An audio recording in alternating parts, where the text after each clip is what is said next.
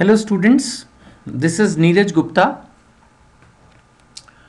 इस वीडियो में हम स्टार्ट कर रहे हैं आपका एग्जेम्पशंस का ही एक sub topic, income of charitable and religious trust. देखिए, इंडिया में बाहर भी होंगी, I am sure, there are lot of charitable and religious organisations. कुछ में मिक्स होता है, they are charitable as well as religious. तो सेक्शन 11 जो है वो इनकी इनकम को एग्जेम्प्ट करता है। 12 इनके रजिस्ट्रेशन के बारे में बात करता है। तो एक ट्रस्ट जो है वो इंडिया में एग्जेम्प्ट रहेगी, but it should be created for a lawful purpose. Definitely एक ट्रस्ट का जो ऑब्जेक्ट है वो लीगल होना चाहिए, and obviously it is charitable और रिलीजियस पर्पसेस। जितनी भी प्रॉपर्टीज हैं they should be held under trust. So कहने का मतलब ये है कि अ चैरिटेबल और religious trust will be tax free, will be exempt provided the object of the trust is a legal purpose, है ना। ऐसा ना हो कि हम धर्म के नाम पर या जैसा हो जाता है समटाइम्स, कुछ इस तरह के लोग इकट्ठे कर रहे हो जिनका ऑब्जेक्ट सिर्फ सोसाइटी में जो है वो उत्पात मचाना है, सम न्यूसेंस क्रिएट करना है। नहीं, so it should be for a lawful purpose and it should be a charitable और religious purpose. It should be registered, इसके बारे में जैसे मैंने कहा हम बाद में पढ़ेंगे, but it should be registered trust, income tax department में रजिस्टर्ड हो। और अगर एग्जामिशन लिमिट से ज़्यादा आपकी इनकम है, 2.5 लाख से ज़्यादा, तो ऑडिट भी कंपलसरी है। ये बात हमने रिटर्न के चैप्टर में भी पढ़ी थी कि अगर आपको इनकम टैक्स में एग्जामिशन चाहिए तो ऑडिट करवाना, और ऑडिट करवाने की वजह से इनकी जो due date of filing of return है वो 30 सितंबर हो जाती है। किसी भी पर्टिकुलर कम्युनिटी और कास्ट के लिए आप नहीं करेंगे, वो बात अलग है, आगे चल के हम पढ़ेंगे कि it is for scheduled caste, scheduled tribe, तो it will not be treated like this. But in general it should not be. A trust in India, in order to claim exemption, should not be for a particular community or caste. अगर business activities हैं, if there are business activities, no problem, हर trust की कुछ business activities हो सकती हैं। वैसे ज़्यादातर ट्रस्ट की बिजनेस एक्टिविटीज़ जो होती हैं वो होती हैं जैसे सम बुक्स, सम धूप अगरबत्ती, कुछ इस तरह की आइटम्स बना दिया, तो वो अलाउड होता है। बट जो उसका प्रॉफिट है वो यूज़ होना चाहिए for again attainment of its executive, है ना। जो फर्म के मेन ऑब्जेक्टिव है, जैसे माना चैरिटी है, किसी का वेलफेयर ऑफ पुअर है, वुमेन है, तो जो भी अटेनमेंट ऑफ ऑब्जेक्टिव्स के लिए ही वो बिजनेस एक्टिविटीज़ का प्रॉफिट यूज़ होना चाहिए, और there should be separate books. और एक और इम्पॉर्टेंट बात है कि जो ट्रस्ट के फंड्स हैं वो as per section 10 subsection 5, I am sorry, as per section 11 subsection 5 invest होने चाहिए। इसके अंदर इन्होंने वही गवर्नमेंट सिक्योरिटीज़ और शेड्यूल्ड बैंक और वो सब चीज़ें कही हैं। कहने का मतलब ये है कि जो ट्रस्ट का पैसा है वो गवर्नमेंट अप्रूव्ड इन्वेस्टमेंट ऑप्शंस में लगा हुआ होना चाहिए। The money should be properly invested, deposited. चलिए मैं हाथ के हाथ रिवाइज भी कराते जाता हूँ, क्योंकि ट्रस्ट के बारे में काफ़ी सारी चीज़ें एक साथ हो जाएंगी तो फिर बाद में मुश्किल होगी रिवाइज करना। सबसे पहली बात यह है कि ट्रस्ट को एग्जाम्पशन तब मिलेगी when it is created for a lawful purpose and it is registered with CIT and its accounts are audited. It should not be for the benefit of a particular community, and if they are doing any business, it should be to attain the main objectives of the trust. और जितना भी पैसा है that should be deposited, invested as per section 11 subsection 5. जहाँ तक computation का सवाल है तो नॉर्मल टैक्स प्रोविजंस ही हैं, ऐसा नहीं है ट्रस्ट के लिए पूरा सिलेबस पढ़ चुके हैं। अब मैं अलग से आपको कुछ कैलकुलेशंस बताऊंगा, और जो टैक्स रेट्स इंडिविजुअल के हैं, अगर टैक्स लगेगा ट्रस्ट पे तो वही इंडिविजुअल्स वाले टैक्स रेट्स इनके लिए अप्लाई होंगे। और एक बात और है कि इनको एटलीस्ट जो पैसा ट्रस्ट के पास प्रॉपर्टी से आता है या डोनेशन से आता है उसका 85% खर्चना होता है। मतलब अगर एक ट्रस्ट के पास एक साल में 1 करोड़ रुपया आया है तो उनको 85 लाख उसी साल खर्चने हैं। ये नहीं जोड़ जोड़ के वो अमीर हो जाए trust, that is not allowed.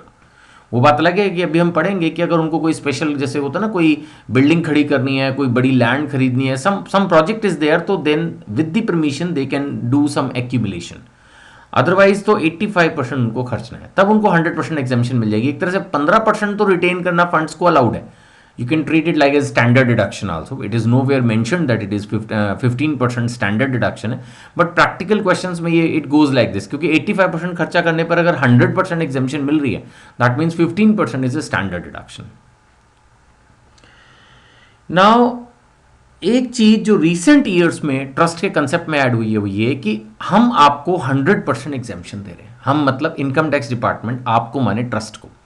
सो जब इनकम टैक्स एक्ट एक ट्रस्ट को 100% एग्जाम्पशन दे रहा है ट्रस्ट के सेक्शंस में, तो वो बोलते हैं कि हम आपको सेक्शन 10 की जो रूटीन एग्जाम्पशन है ना, जैसे माना लॉन्ग टर्म कैपिटल गेन की एग्जाम्पशन है या डिविडेंड की एग्जाम्पशन है, हम जो और बाकी की एग्जाम्पशंस थी सेक्शन 10 की वो नहीं देंगे। वो बात लगे कि एग्रीकल्चरल इनकम और जो एग्जाम्पशन जो है हमने पढ़ी थी हॉस्पिटल्स एंड आपके चैरिटेबल एजुकेशनल इंस्टीट्यूशंस वाली, वो तो अभी भी मेंटेन रहेगी, लेकिन बाकी की और कोई एग्जाम्पशन ये आपको देने को तैयार नहीं है। सो कहने का मतलब है कि एक ट्रस्ट को सेक्शन 10 की एक्सेप्ट एग्रीकल्चरल इनकम, आप एक ये भी याद रख लें तो चलेगा, एग्रीकल्चर इनकम को छोड़ के बाकी कोई और एग्जाम्पशन ये आपको देने के लिए तैयार नहीं है, क्योंकि इन एनी केस वैसे भी 100% एग्जाम्पशन तो मिल ही रही है ना, 100% एग्जाम्पशन तो मिल ही रही है आपको। वो ये कह रहे हैं कि जो भी ट्रस्ट के पास पैसा है, जो भी इनकम है, उसमें से 85% आप खर्च दो, सिर्फ 15% आप अपने पास रिटेन करो, तो हम 100% एग्जाम्पशन दे रहे हैं। तो इसलिए फिर सेपरेट एग्जाम्पशन जो है वो नहीं दी गई है। वो बात लगे agricultural activities, hospitals and educational institutions, अभी समझ सकते हैं 2-3 ऑब्जेक्ट ऐसे हैं जिनके लिए गवर्नमेंट कह रही है चलो ठीक है सेक्शन 10 की अगर आप अलग से भी एग्जाम्पशन लेना चाहते हो तो वो भी ले लो, कोई प्रॉब्लम नहीं है, ठीक है ना। अब जहां तक सवाल है एप्लीकेशन ऑफ इनकम, तो इन्होंने कहा कि जो खर्चा करना है वो आपको करना है to achieve the objects of the trust. जो भी ट्रस्ट के ऑब्जेक्टिव्स हैं, जैसे मैंने कहा रिलीजियस ऑब्जेक्ट्स भी हो सकते हैं, और रिलीफ ऑफ पुअर या रिलीफ ऑफ चिल्ड्रन या रिलीफ ऑफ बेबी गर्ल, कुछ भी अलग अलग तरह के चैरिटेबल एक्टिविटीज़ रहती हैं। सो कोई मेडिकल ट्रीटमेंट्स हो सकती हैं फ्री। तो जो भी ऑब्जेक्ट है वो उस पर्पस के लिए खर्चा करना है, और खर्चा रेवेन्यू एक्सपेंडिचर भी हो सकता है, कैपिटल एक्सपेंडिचर भी हो सकता है। कहने का मतलब है कि अगर उन्होंने कोई मशीन, कोई फर्नीचर, कोई इस तरह की चीज़ भी ली है, तो रेवेन्यू एक्सपेंडिचर हो या कैपिटल एक्सपेंडिचर हो, वो एक तरह से खर्चा ही माना जाता है। वो जो 85% में आपको बोल रहा हूँ खर्चा करना है, उसमें इवन कैपिटल एक्सपेंडिचर भी अलाउड है। दैट इज़ द पॉइंट, ठीक है ना। अगर कोई रीपेमेंट ऑफ लोन है तो उसको भी इसमें कंसिडर किया जा रहा है। कोई लोन लिया था मान लेते हैं ऑब्जेक्ट के लिए, पैसा वापस कर रहे हैं, तो वो भी एक तरह से है।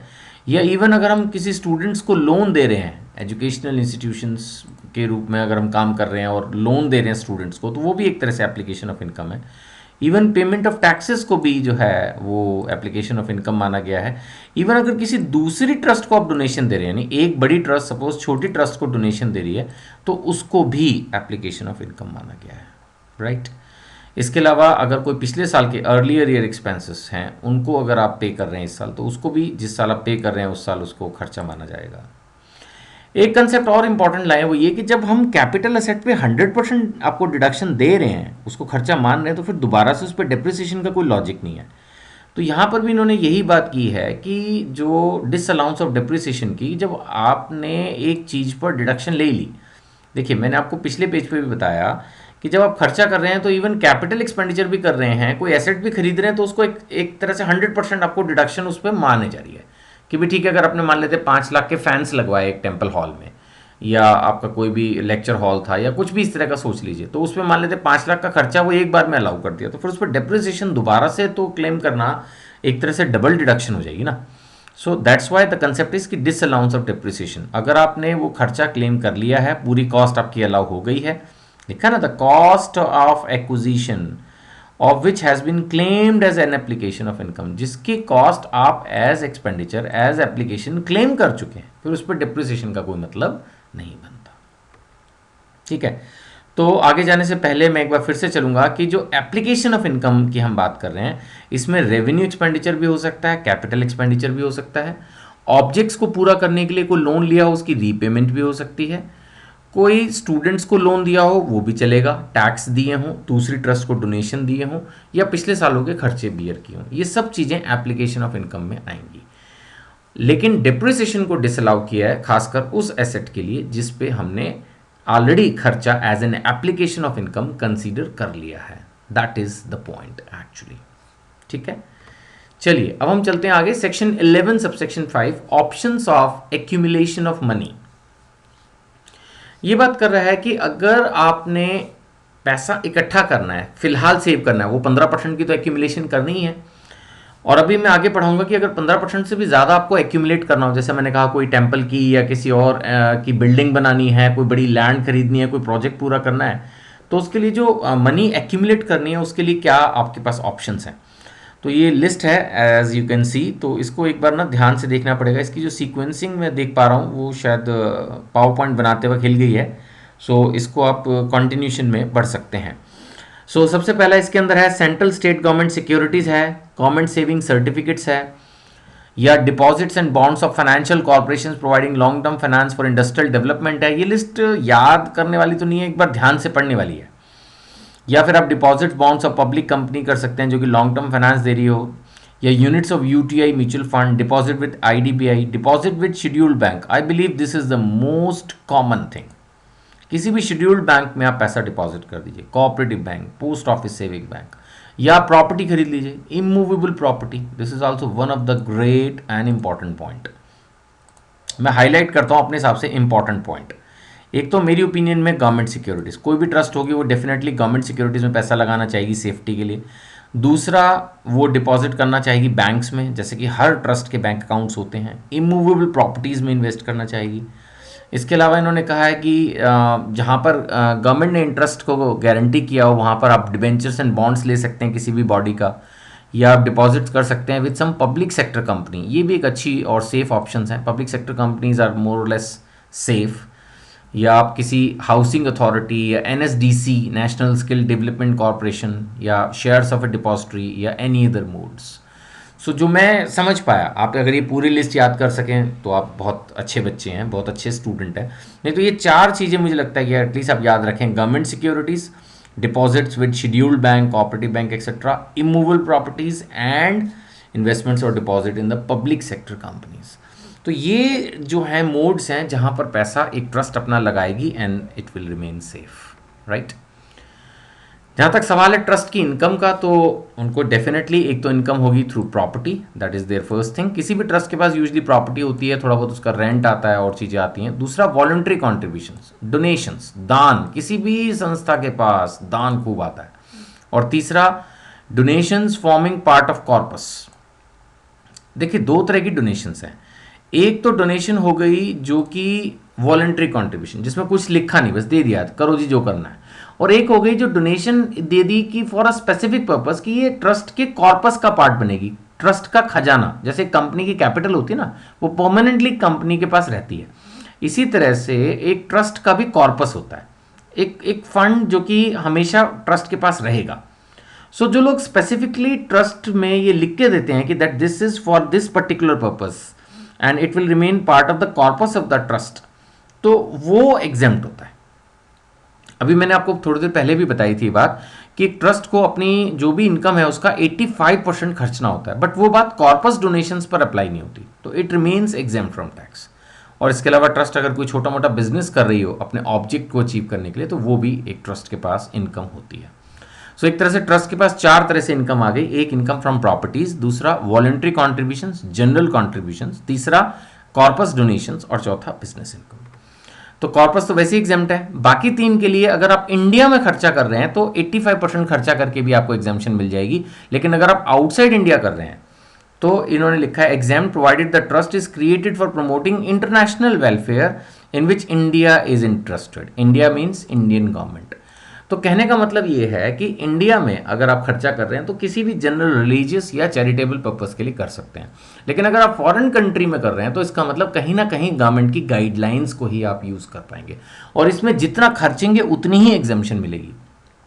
कहने का मतलब ये है कि अगर आप चैरिटेबल रिलीजियस पर्पसेस के लिए इंडिया में खर्चा कर रहे हैं तो 15% की तो एक तरह से स्टैंडर्ड डिडक्शन मिल जाती है, but this is not available if you are trying to do some expenditure outside India. सो अगर आपकी चैरिटेबल एक्टिविटीज़ आउटसाइड इंडिया हैं, इंडिया में तो आप चैरिटेबल और रिलीजियस कर सकते हैं, अप्लाइड फॉर चैरिटेबल फॉर नहीं है, और रिलीजन या रिलीजियस पर्पसेस इन इंडिया है। लेकिन अगर आप आउटसाइड इंडिया कर रहे हैं तो चैरिटेबल पर्पस ही होना चाहिए, और वो भी for promoting international welfare in which India is interested. 15% accumulation not allowed here. ये चीज़ इंपॉर्टेंट है कि वो जो 15% की स्टैंडर्ड डिडक्शन है वो तब नहीं मिलती जब आप फॉरेन कंट्री में खर्चा करना चाहते हैं, ठीक है ना। जहाँ तक 15% एक्यूमुलेशन है उसके लिए कोई टाइम लिमिट नहीं है, बट हाँ फंड्स सेक्शन 11 सबसेक्शन 5 में इन्वेस्ट होनी चाहिए, जैसा कि हमने पहले भी पढ़ा। नाउ अब इसके अंदर मैं आपको एक छोटा सा एस्पेक्ट लेके चल रहा हूँ जो कि है income deemed to be applied. एक तो एक्चुअली अप्लाइड होता है और एक होता है deemed to be applied. Deemed to be applied क्या है कि कई बार ट्रस्ट की कोई इनकम अभी ट्रस्ट को मिली ही नहीं, तो कैसे खर्चे, 85% खर्चा कैसे करें। इसमें दो बातें, एक तो ये कि लास्ट मोमेंट पे मिली, यानी साल बिल्कुल फिनिश होने वाला था, कैसे खर्चे भाई, इतनी जल्दी 85% कहाँ से लाएं। अब मान लेते हैं फाइनेंशियल ईयर मार्च में खत्म हो रहा है और एक आदमी 25 मार्च को या 30 मार्च को आके 1 करोड़ रुपए दान दे गया, वो इतनी जल्दी 85% कहाँ से खर्चे, बोरे में भर के पैसे बांट दे क्या, नॉट प्रैक्टिकली पॉसिबल। तो गवर्नमेंट ने कहा ठीक है, अगर इस तरह की कोई सिचुएशन है, you explain us and you do the expenditure in the next year, हम एग्जामिशन आपको इसी साल दे देंगे डीम्ड एक्सपेंडिचर। लेकिन अगर नेक्स्ट ईयर आपने वो नहीं खर्चा तो जितना भी पैसा बच जाएगा फिर वो नेक्स्ट ईयर टैक्सेबल हो जाएगा। दूसरा ये कि करंट ईयर में वो इनकम मिली ही नहीं तो फिर तो आप खर्च ही नहीं सकते, तो जब मिलेगी वो साल और उसके बाद एक साल और आपको दिया है। Suppose in the current year you could not receive the income due to any reason and you receive it after 2 years, तो जिस साल मिलेगी वो प्लस 1 year और मिलता है। अगर खर्चा पूरा ना हुआ तो फिर टैक्स लगेगा, ठीक है ना। तो ये है concept of income deemed to be applied, applicable in case of a charitable trust. So where income not applied due to non receipt आया ही नहीं, पैसा मिला ही नहीं, तो जहां पर नॉन रिसीट का कंसेप्ट आ जाता है वहां पर जैसा मैंने कहा जब मिलेगा उस साल और नेक्स्ट ईयर, या कोई और रीजन है। और रीजन का मतलब ये हो गया कि you are receiving the income very close to the financial year, कि फाइनेंशियल ईयर जहां खत्म होने वाला है, very near to the closing of financial year, उसमें भी आप नेक्स्ट ईयर में खर्चा कर सकते हैं, next to the previous year, जो साल आपको दिया था उसके नेक्स्ट ईयर में आप खर्च कर सकते हैं। नहीं करोगे तो फिर देन इट इज टैक्सेबल। कोई इसका प्रिस्क्राइब फॉर्मेट नहीं है, but you have to apply before the expiry of the time allowed under section 139(1). कहने का मतलब है रिटर्न फाइल करने से पहले आपको बोलना पड़ेगा कि हम इसको कैसे खर्चेंगे, करेक्ट। अब ये 15% वाला कंसेप्ट बाद में, पहले जितना मैंने अभी पढ़ाया उसको सारा रिवाइज करते हैं। चलिए let's revise the chapter till now. Income of charitable और रिलीजियस ट्रस्ट सेक्शन 11 में एग्जेम्प्ट होगी। It should be created for a lawful purpose, registered with commissioner of income tax, audit भी करवा लो, पर्टिकुलर कम्युनिटी के लिए नहीं होने चाहिए, और बिजनेस अगर कर रहे हो तो उसके सेपरेट बुक्स बनाओ, एंड ऑब्जेक्ट होना चाहिए जो मेन ऑब्जेक्ट है उसको अचीव करना।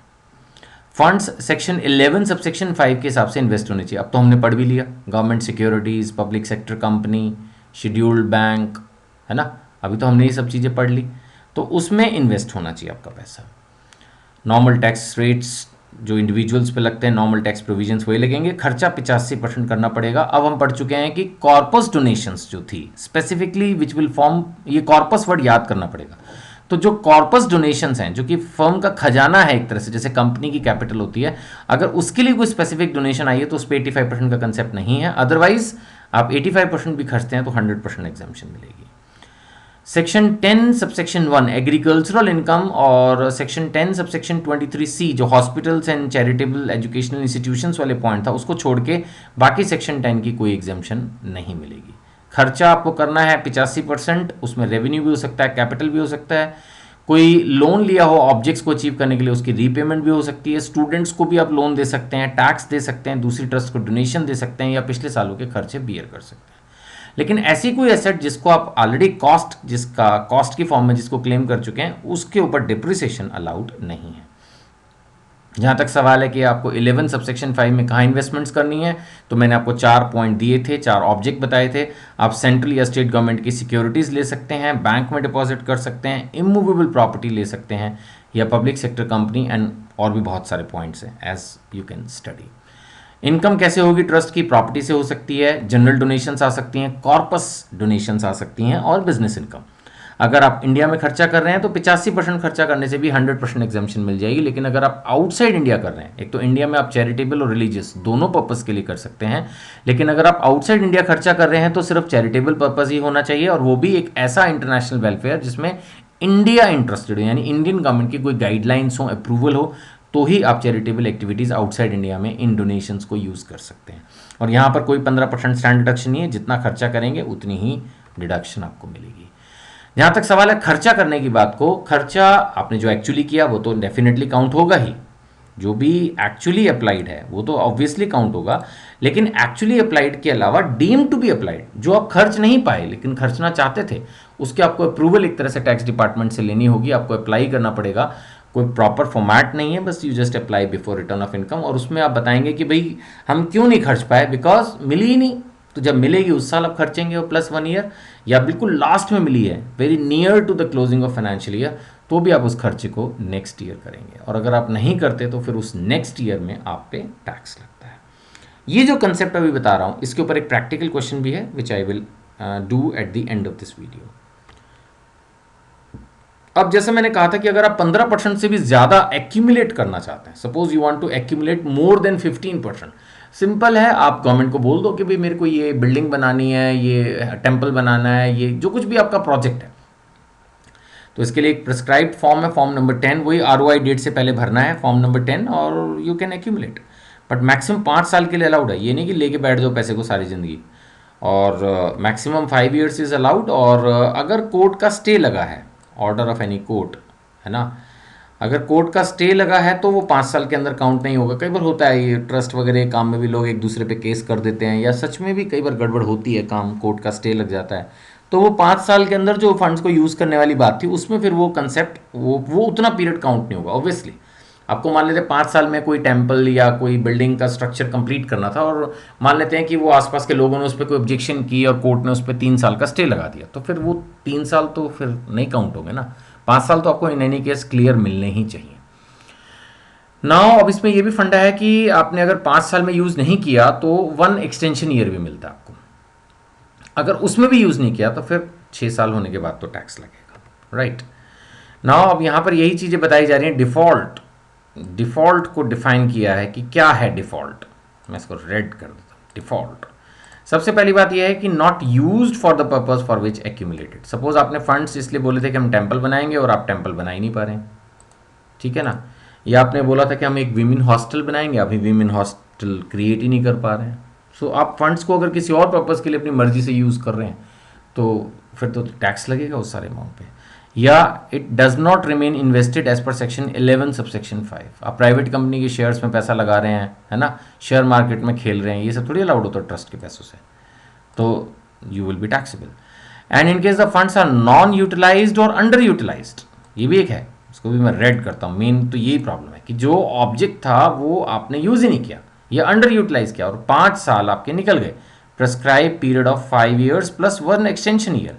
इसके लिए आपको मिलता कितना है, इसको मैं ग्रीन कर रहा हूँ, आपको ग्रीन लाइट मिलती है 5 साल और 1 एक्सटेंशन ईयर के लिए। अगर आपने उतने साल में भी इसको नहीं यूज़ किया तो फिर 6वें साल में इन द 6th ईयर तो एटलीस्ट आप टैक्सेबल हो ही जाएंगे, राइट। और इन्होंने कहा कि ये जो एक्यूमुलेटेड अमाउंट है ये आप किसी दूसरी ट्रस्ट को नहीं दे सकते। याद होगा रूटीन में मैंने ये बात बोली थी कि आप अप्लाई कर सकते हैं, आप एक ट्रस्ट दूसरी ट्रस्ट को भी डोनेशन दे सकती है, बट ये accumulated amount can not be paid. This accumulated amount can not be paid to other trust ऑब्लिक इंस्टीट्यूशंस। ये वाली नहीं दे सकते। हाँ, अगर ट्रस्ट बंद हो रही हो तो आखिरी साल में कर सकते हैं, though it can be done in the year of dissolution, ठीक है ना।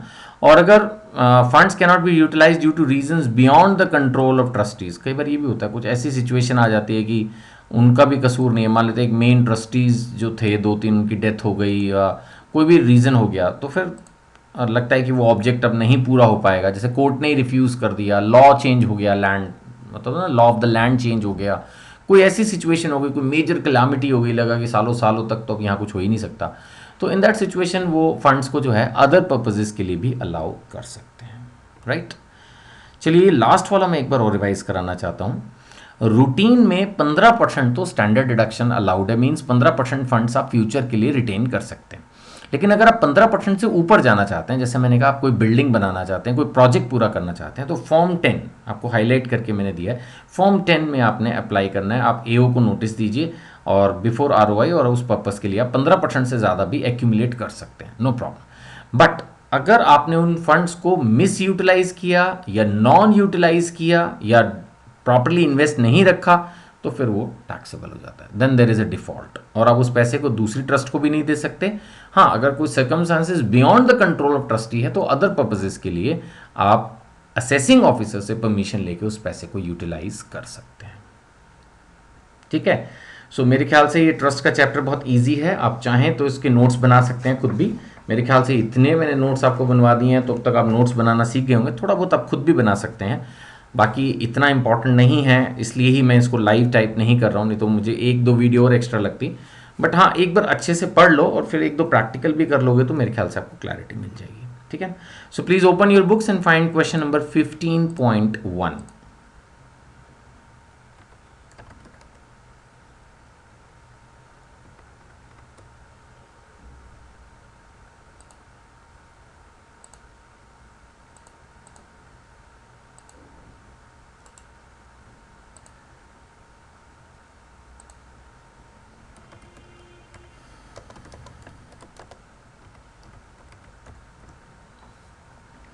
देखिए, जहां तक सवाल है क्वेश्चन 15.1 का, the question says a registered charitable trust discloses the following particulars for the previous year 15-16, gross receipts इनकी 10 lakhs और expenditure for charitable and religious purpose इन्होंने किया है 9 lakhs, केस 2 5 lakhs।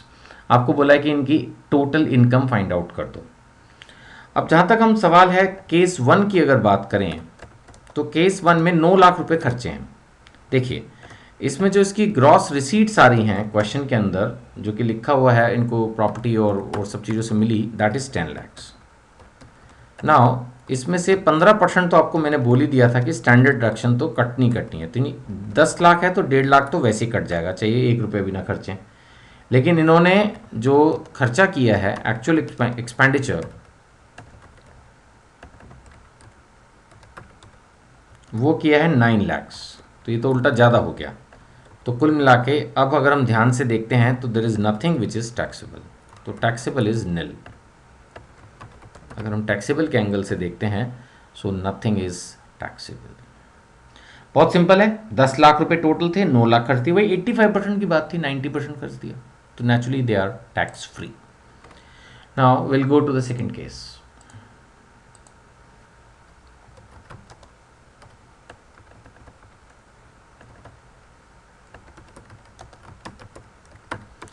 अगर हम ग्रॉस रिसीट्स की बात करते हैं तो यहाँ पर 10 lakhs के हिसाब से आ रहा है, 15% तो हमें स्टैंडर्ड डिडक्शन मिलनी है।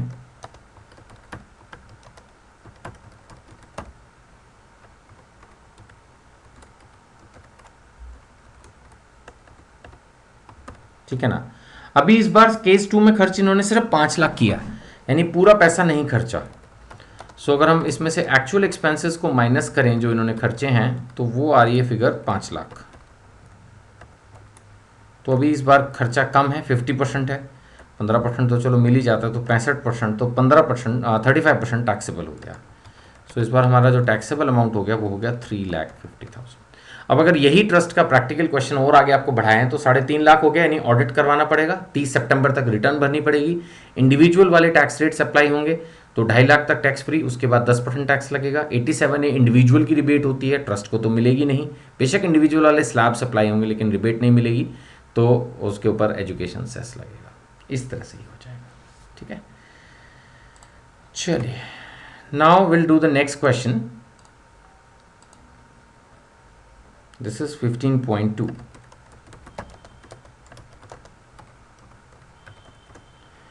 वो बोलता है अज्यूम इन के क्वेश्चन 1 केस 2 बोल सा जिसमें 5 लाख खर्च हुए थे, ₹2,50,000 could not be applied up to 31st March because the amount was not received and finally it is received in 2018। तो 2.5 लाख उसको मिले नहीं, वो मिले थे बाद में, तो नेचुरली इसको हम डीम्ड एक्सपेंडिचर मानेंगे। तो मैं इसको नोट में ले रहा हूँ, ₹2,50,000 could not be received if assessee fulfills the requirements, then he can claim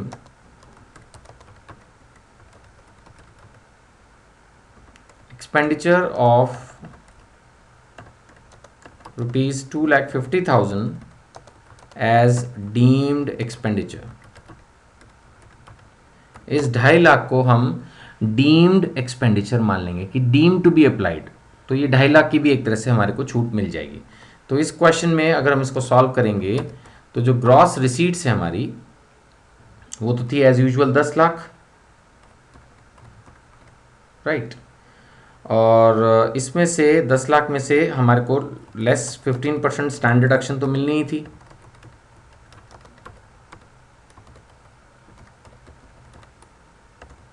ठीक है, और लेस एक्चुअल एक्सपेंडिचर भी होना था, जो हमने किया है तो वो तो डिडक्ट होगा ही होगा। तो केस 2 में 5 लाख था तो वो 5 लाख भी minus.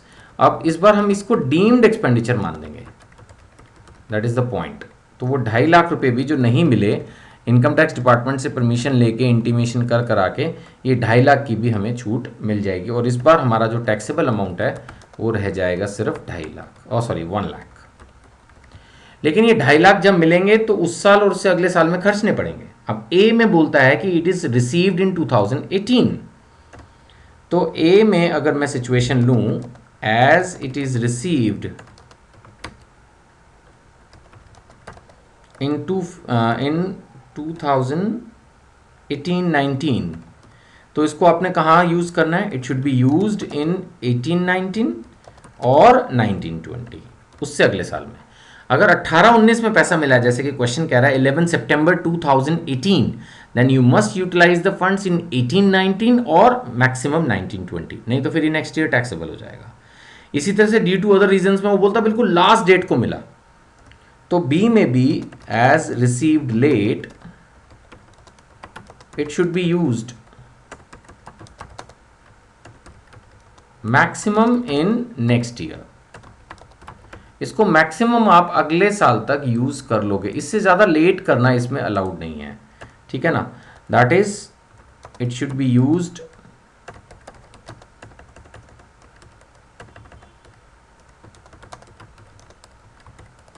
Maximum in financial year 16-17, जो नेक्स्ट ईयर है उसमें इसको यूज करना जरूरी होगा। अगर 16-17 में यूज नहीं किया तो टैक्स लग जाएगा, ठीक है ना। तो इतना ही है सिर्फ, और कोई खास बात नहीं है। चलिए अब हम एक क्वेश्चन और करेंगे, फिर हम इस वीडियो को फिनिश करेंगे। Will do one more practical question and that is question number 15.3।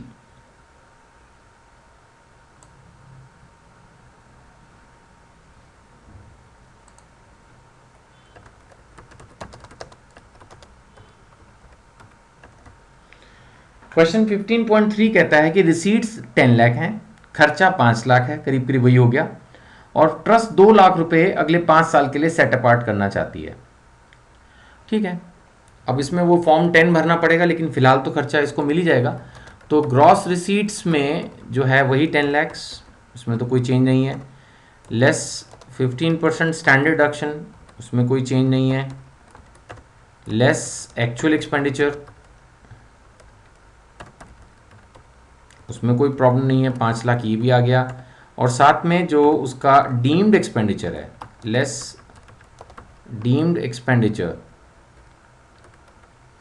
वो भी हम इसमें ले लेंगे 2 लाख। इसमें फॉर्म 10 के अंदर जो है, मैं यहाँ पर लिख देता हूँ फॉर्म 10 बाय ROI डेट, ये जरूरी है। लेकिन एज सच ये फॉर्मेलिटी पूरी करके 2 लाख को अगले 5 सालों के लिए सिक्योर किया जा सकता है, और अगले 5 साल में यूज़ नहीं किया, प्लस 1 एक्सटेंशन ईयर में यूज़ नहीं किया, तो 6th ईयर में ये अनयूटिलाइज्ड या नॉन यूटिलाइज्ड अमाउंट जितना होगा बैलेंस या पूरा, वो टैक्सेबल हो जाएगा। फिलहाल तो खैर 2 लाख रुपए आपके लिए टैक्स फ्री। तो ये पैसा कितना बच गया? 10 लाख में से 1.5 एक गया, 5 एक गया, 2 एक गया, 1.5 लाख रुपये हमारा बच गया। 5 2 7 8 8.5 खर्च हो गया, बिल्कुल ठीक। तो 1.5 लाख रुपया हमारा टैक्सेबल होगा फिलहाल। और अगर ये 6 सालों तक यूज़ नहीं किया, जिस भी ईयर में ये पैसा सेट अपार्ट है, हमें इसको we have to use it, we have to use this ₹2 lakhs in next 5 financial years plus 1 extension financial year. Otherwise नहीं किया तो otherwise in 6th year unutilized amount is taxable. जितना भी अनयूटिलाइज्ड अमाउंट है वो 6th ईयर में, otherwise in the 6th year, 6th financial year,